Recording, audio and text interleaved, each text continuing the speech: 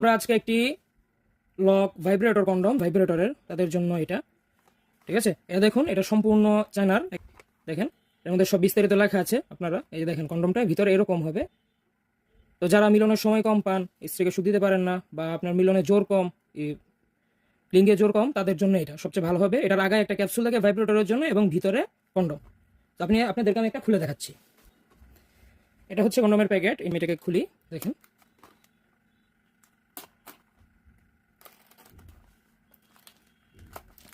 সম্পূর্ণ ইনটেক অবস্থায় থাকবে কন্ডমটি। দেখেন প্যাকেট থেকে খোলার পরে